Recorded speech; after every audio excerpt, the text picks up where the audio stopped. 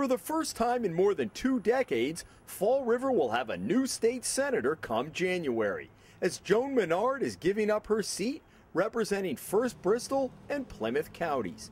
The open seat has resulted in a 4-way Democratic primary that includes Michael Coogan, a 22-year veteran of the Fall River Fire Department and president of its union. Coogan also owns a home building and remodeling company.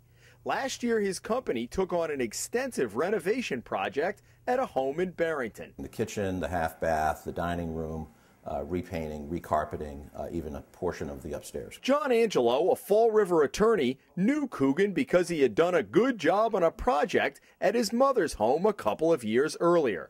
So Angelo hired him to come to his own home in Barrington. But shortly after the job began, Angelo saw problems, including a bathroom renovation that left the floor unlevel and a botched plumbing job on the vanity. As the problems mounted, Angelo eventually fired Coogan. Angelo's new contractor came here to Barrington Town Hall to pull the required permits and to see what Coogan had on file with the town's building inspector. And then he called me and said that there was no permit on file, which I was a bit surprised at. That's because Coogan's bid included a line item for building permits. He did invoice me and showed a breakdown of the quote, including all the charges, and itemized in that was an $800 charge for permit fees. $800? $800. For permits that he did not pull. That's correct. Angelo did some more digging and discovered Coogan was not registered with the State Contractors Registration Board, as required by Rhode Island law. So we caught up with Coogan, who has made transparency in government a cornerstone of his campaign at a fundraiser in Fall River last week to get his side of the story. First question, where his construction company does business? Mostly Massachusetts, yeah, and very limited exposure in Rhode Island. So, do you do any work in Rhode Island? Myself? Yeah. No. But your company? No, the company, the corporation you're talking about. Yeah. Yeah. He owns the company. He dealt with you on all the bidding. It's his responsibility. I mean, when we put it out to bid back in the end of 2008, he submitted a quote, mailed it to our home with the company letterhead, both on the letter and on the envelope, and presented it as his company. And I'm curious as to why you would be doing work in Rhode Island if you weren't registered with the contractors board there. Right. Well, I'm not doing any work with Rhode Island, and just so you understand, a homeowner is free to pull their permit and hire whoever they want. So in Rhode Island, a homeowner can pull their own permit and hire whoever they want to do work. No, but you have to come in when they hire a contractor. You know the law in Rhode Island. In order to hire and to be able to come in and do somebody's work, you have to be registered with the state of Rhode Island. You aware of that? No, you have to have the homeowner is not liable to the same thing as a contractor.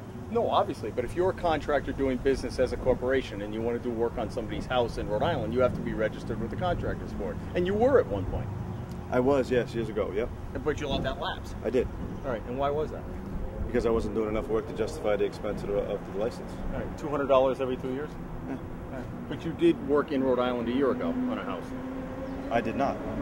You did not? I did not. You didn't do any work on John Angelo's house in Barrington? I did not. You met with him, though, and you contracted with him, right? I did not. You had no contact with Mr. Angelo about his repairs? I know who Mr. Angelo is, absolutely. And then I asked him, I said, what about this fact that there's no permit? And he just shrugged his shoulders and did not reply to that question. Say anything? Didn't say anything. And how did you interpret that? That he didn't file a permit. I'm realizing that's the reason why he didn't file a permit, because he had no license any further to do work in Rhode Island. So you're saying you didn't do any work for him? I did not. You personally? Absolutely. Okay. And so you think that allows your corporation not to have to take out the proper licensing? You know, Jim, the funny thing is, when you came here and you said you're going to talk about the race, and now you're talking about something that's totally different, that really, you know, I think it needs to get itself worked out. And I don't know why you felt it was appropriate to come here. You're running for office, so you're not? I am. Okay. And you have a contractor's business. Your life is open, is it not, to answer any question? Whether it be about politics or your personal life or your business?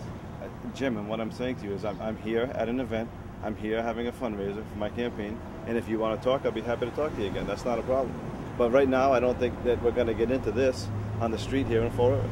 You don't want to answer the question then about? No, I just said to you, I would be happy to talk to you. That's not a problem. So we left our contact information then followed up the next day.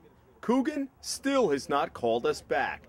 John Angelo says what happened goes beyond a homeowner-contractor dispute now that Coogan is asking voters to represent them on Beacon Hill. To me, that speaks volumes regarding his integrity as to addressing concerns and accountability. He took advantage of the trust that I put in him.